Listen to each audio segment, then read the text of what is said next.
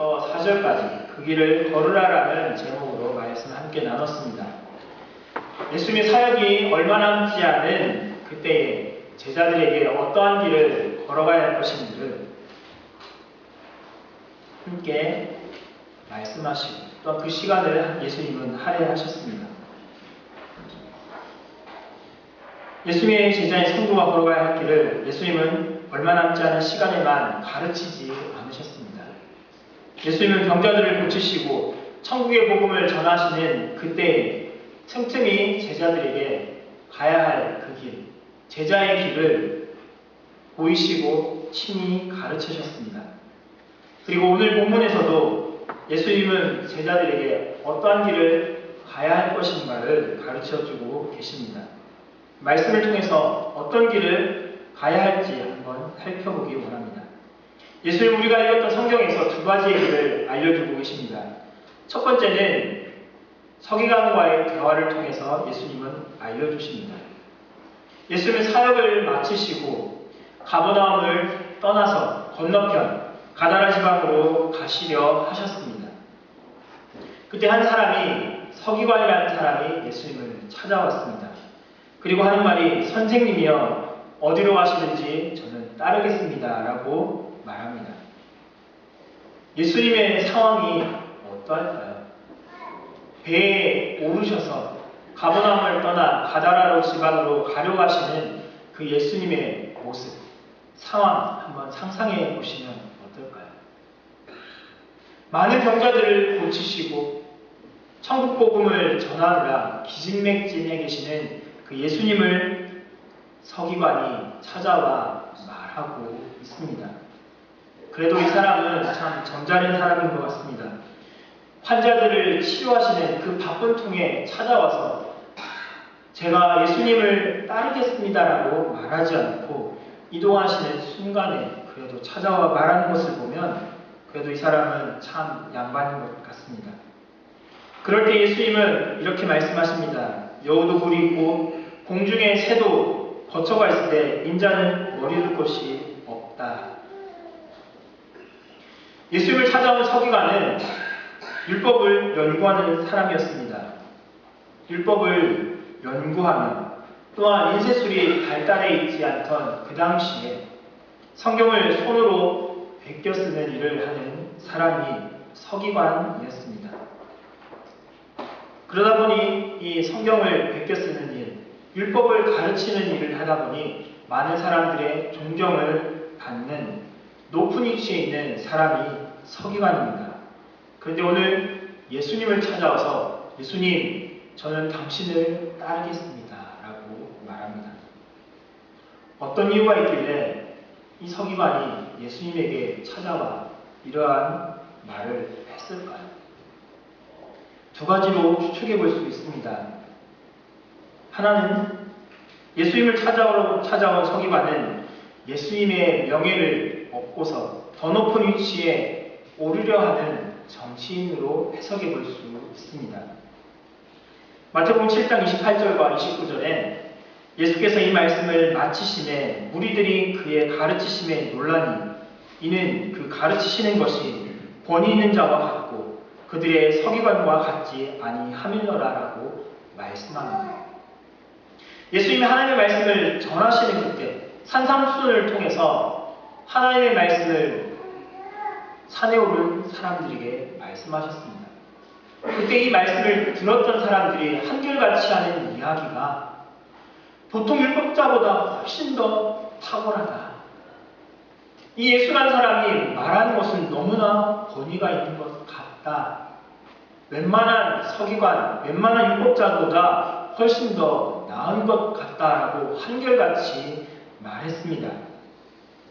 뿐만 아닙니다. 예수님은 8장부터 보시면 많은 병자들을 치유하십니다. 사람들이 이루 말할 수 없는 여러 가지 질병을 갖고 예수님을 찾아왔습니다. 그때마다 예수님은 그들을 치료해 주셨습니다. 예수님은 말만 잘하는 사람이 아니었습니다. 말씀에도 탁월하셨고 그 행하는 능력도 있기 때문에 예수님은 말만 잘하는 사람이 아닌 능력도 행하는 동일하게 나오는 그러한 사람으로 서기관에게 보였다는 것입니다. 그래서 이 예수란 사람을 서기관이 따르면 어떻겠습니까? 사람들에게, 당시 사람들에게 알려지고 있는, 능력도 행하고 말씀도 권위가 있는 이 사람을 따르고 있다. 나는 그 사람을 따르는 제자다라고 말한다면 이 서기관의 위치가 얼마나 상승하겠습니까? 그래서 이 서기관은 예수님을 따라왔다라고 해석해 볼 수 있습니다. 또 하나의 이유는 또 다른 이유입니다. 이것은 서기관이 정말로 예수님의 제자가 되고 싶어 찾아왔다는 것입니다. 그 전에 있었던 말씀에 대한 탁월함, 능력도 보여주시는 그 놀라운 능력들, 이것들을 보면서 그의 마음 가운데 열정이 생겼다는 것입니다. 예수님의 말씀을 들어보니까, 능력을 보니까 이 사람이야말로 정말 우리가 기다리던 사람이다라고 생각하고 이 사람을 따라가야겠다라고 이 서기관은 생각했다라는 해석을 볼 수 있습니다. 그러나 예수님의 말씀 가운데 이 사람에게는 아직 마음의 갈등이 남아있는 것 같습니다. 누가복음 18장에 부자 청년이 예수님을 찾아옵니다. 예수를 찾아서 하는 말이 선한 선생이여 내가 무엇을 하여야 영생을 얻을 수 있습니까? 라고 질문합니다. 예수님은 자신이 가진 모든 재산을 가난한 자들에게 나눠주고 너는 나를 따르라 라고 말씀하셨습니다. 그때 이 부자 청년이 어떻게 했습니까? 바로 예수님을 따라간다는, 우리가 잘 알고 계시겠지만 이 사람은 심히 근심하며 돌아갔습니다. 예수님의 대답이 여우도 굴이 있고 공중의 새도 거처가 있으되 인자는 머리 둘 곳이 없다라고 하시는 말씀, 첫 번째 해석에 해당될지 두 번째 해석에 해당될지에 대한 대답인지 어떤 것이 맞는지 알 수 없습니다. 그러나 이 서기관은 이 말을 들은 이후에 예수님을 따라갔다라는 대답은 없습니다. 정치적으로 예수님을 따르겠다 했는데 예수님은 나는 이곳저곳 머물 수 있는 사람이 아니다라고 대답하신 것으로 해석될 수도 있습니다. 또 다르게는 서기관이라는 그 지위를 버리고 나를 따를 수 있겠느냐라는 질문에 대해 서기관은 아무런 대답을 하지 못했던 것으로 볼 수가 있다는 것입니다. 아무튼 예수님은 이 서기관과의 제자를 통해서 제자의 길을 알려주십니다. 제자의 길은 이 땅에 마음을 두지 않는다. 제자의 길은 그의 마음을 이 땅에 두는 것이 아니라 하나님께 두는 것이다 라는 것을 말씀해주고 계십니다. 신학교 입학하면서 어떤 목사님이 제게 이런 말씀을 들려주셨습니다. 목사는 항상 세 가지가 준비되어 있어야 한다. 첫째는 언제든지 설교할 준비가 되어 있어야 한다. 언제 어디서든지 설교할 수 있도록 말씀을 늘 묵상하고 준비한 자세가 되어 있어야 한다라고 말씀하셨습니다. 그리고 두 번째는 언제든지 이사갈 준비가 되어 있어야 한다라고 말씀하셨습니다.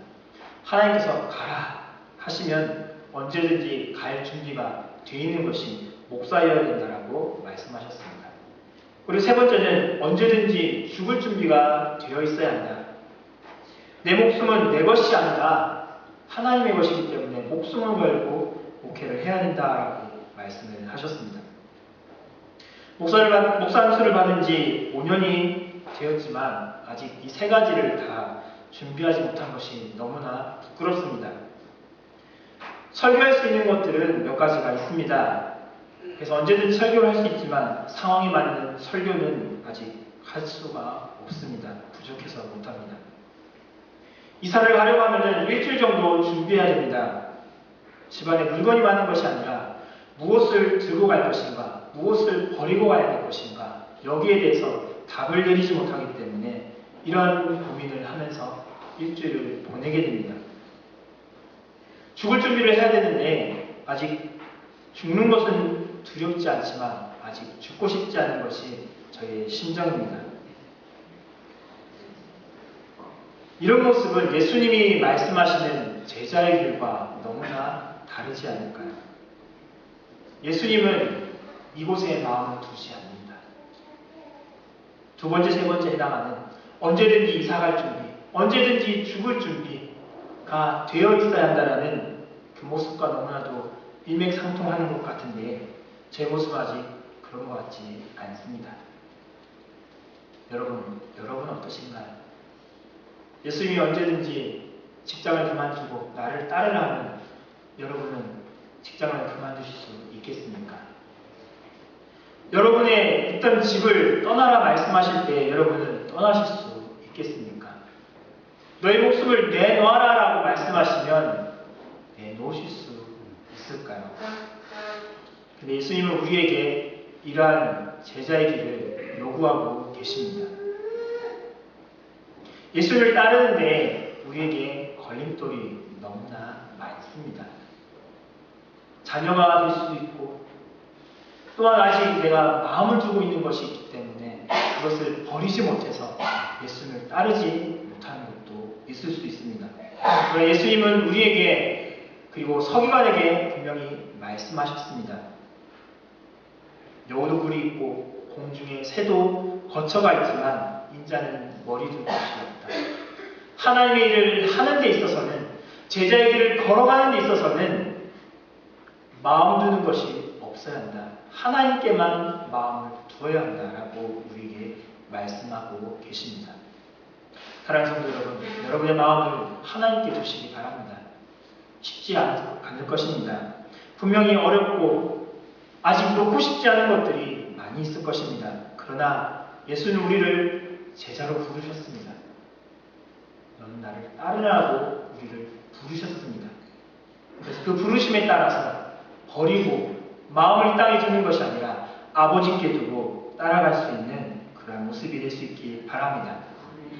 예수님은 서기관에 이어서 또 다른 제자와의 대화를 하십니다.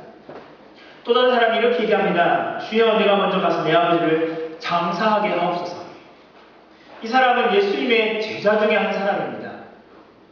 예수님이 부르신 사람이라는 것이죠. 우리가 생각하는 제자, 어떤 선생님의 학생이 제자라고 생각할 수는 없습니다. 옛날에 있어서 스승과 제자와의 관계는 다릅니다. 우리처럼 아침에 학교 가서 배우고 집에 오면 돌아오고 이런 관계가 아니라 스승과 함께 먹고 자고 행동하면서 그 스승이 생각하는 것을 제자가 다 받는 것이 스승과 제자와의 관계입니다. 뗄래야 뗄 수가 없는 것이 스승과 제자의 관계인데, 근데 이 제자 중에 한 사람이 예수님에게 말합니다. 주여, 내가 먼저 가서 내 아버지를 장사하게 허락하옵소서. 부모를 공경하는 좋은 모습처럼 보입니다. 너무나 부모를 사랑하고 부모에 대한 공경하는 모습이 보입니다. 그런데 예수님은 죽은 자들이 그들의 죽은 자를 장사하게 하고 너는 나를 따르라 라고 말씀하십니다. 이 말씀만 그냥 놓고 보면 예수님은 피도 눈물도 없는 그런 분 같아 보입니다. 그러나 팔레스틴 지방의 장례를 살펴보면 예수님의 말씀을 이해할 수가 있습니다. 팔레스틴의 장례는 부모를 돌아가고 장례하는 것만 끝나지 않습니다. 장례를 다 치르고 나면 그 이후에 부모의 재산을 분배하기 시작합니다. 몇 시간이 걸릴 수도 있고 며칠이 걸릴 수도 있고 몇 달, 몇 년이 걸릴 수도 있습니다. 제자가 하는 이야기는 단지 부모를 장사하고 오겠다라는 말이 아닙니다. 그 뒤에 포함되어 있는 부모를 장사하고 형제들 간에 남아있는 이 재산 문제도 해결되면 돌아오겠다라고 예수님에게 말하는 것입니다. 조금 더 표현하면 재산 분배가 끝나면 돌아오겠다. 조금 더 얘기하면 재산 분배가 끝나지 않으면 예수님 당신에게 오지 않겠습니다 라고 말하는 것이 이 제자의 모습이라는 것입니다.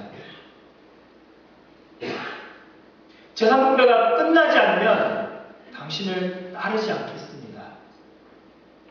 우리가 생각하는 학생, 선생님이 가르칠 때 가르침을 받고 돌아오는 것이 아니라 함께 먹고 자고 하면서 스승의 이야기를 듣고 스승의 생각을 따라서 살아가는 것이 제자가 되어야 되는데 이 사람은 지금 그렇지 않겠다라고 말하고 있습니다. 그에게 중요한 것은 재산이지 선생의 말, 예수님의 말, 제자의 길이 중요한 것이 아니었다는 것입니다.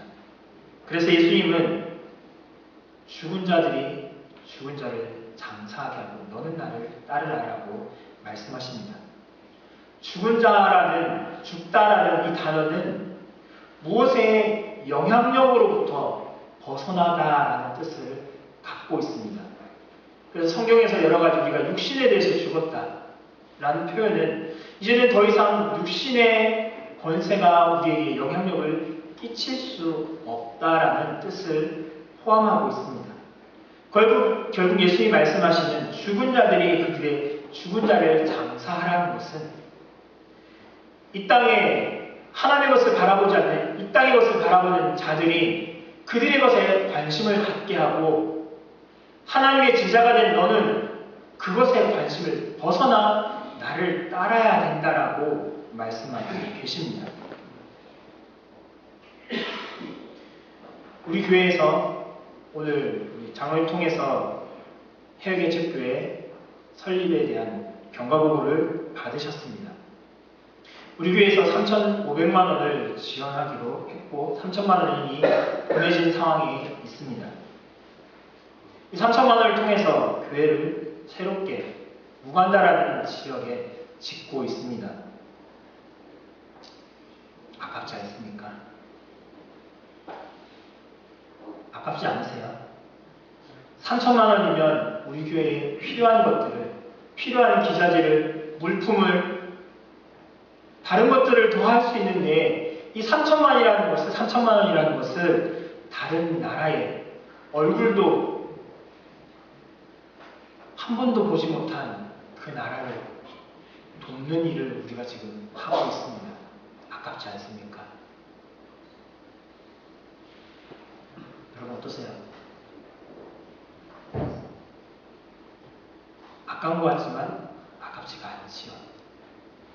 주의 길을 걸어가고 있기 때문에 이 3,000만 원이 우리 헌금으로 모여진 이 헌금이 3,000만 원이 다른 지역으로 얼굴도 보지 못하고 이름도 들어보지 못한 사람을 위해서 이 3,000만 원의 큰 돈이 보내지는 것에 대해서도 아깝다 생각하지 않습니다. 주의 길을 걸어가고 있기 때문에 교회가 주의 길을 따라서 걸어가기 때문에 우리가 하는 일에 대해서 아까워하지 않습니다. 그러나 이 제자는 재물이라는 것에 대해서 아까워했습니다. 제자의 길을 걸어가는 사람은 다른 것의 마음을 빼앗겨서는 안 됩니다. 다른 것이 우리의 마음을 주장하고 하나님의 길을 따라가는 게 우선순위가 되어서는 안 된다는 것입니다. 예수님은 우선순위에 대해서 말씀을 하시며 너는 나를 따라라 라고 말씀하십니다. 우리 교회는 우선순위를 따르는 일을 하고 있습니다. 교회가 이 일을 하고 있는데 그렇다면 여러분 성도 개인으로서 한 사람의 성도로서 나는 어떤 일을 하고 있는지 한번 돌아보시기 바랍니다. 하나님 나라를 위해서 내 물질을 투자하는 것이 아깝습니까? 하나님 나라를 위해서 시간을 바치는 것이 아깝습니까?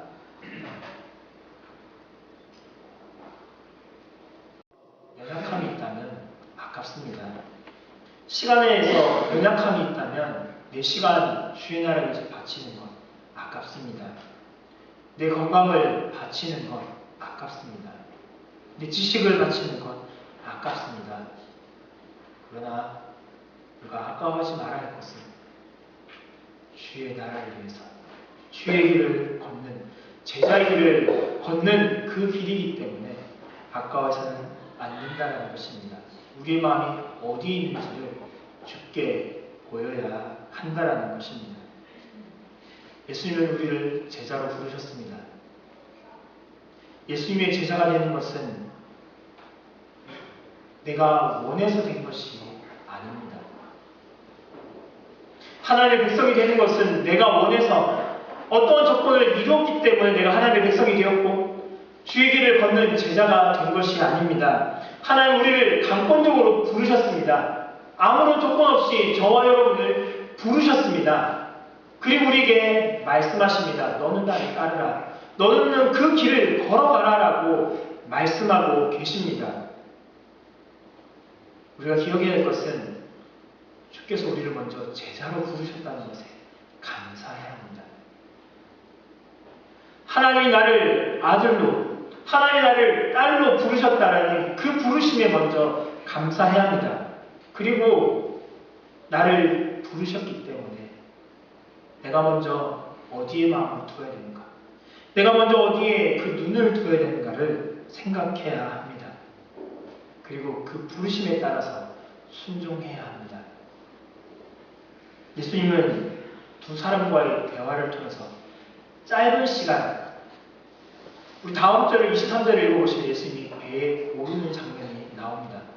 배에 오르시는 그 짧은 순간에 두 사람과의 대화를 통해서 제자는 어떤 길을 걸어가야 할 것인가를 보여주셨습니다. 마음을 이 땅에 두는 것이 아니고 그리고 나의 우선순위는 하나님께 두는 것이라는 것을 예수님은 우리에게 보여주셨습니다. 이 땅을 살아가는 그리고 주의 길을 걸어가는 성도 여러분, 주의 길을 바로 함께 걸어갈 수 있기 바랍니다. 순종하며 나갈 수 있기 바라며 내 마음을 이 땅에 두는 것이 아니라 하나님께 두시기 바랍니다. 그리고 너의 우선순위, 내가 가지고 있는 것, 주의 나라를 위해서 헌신하고 쓰는 것이 아까운 것이 아니라 하나님의 길을 걸어가기 위해 이것이 필요함을 기억하시고 아낌없이 헌신하며 주의 길을 온전히 걸어갈 수 있는 저와 여러분의 삶이 될 수 있길 간절히 바랍니다.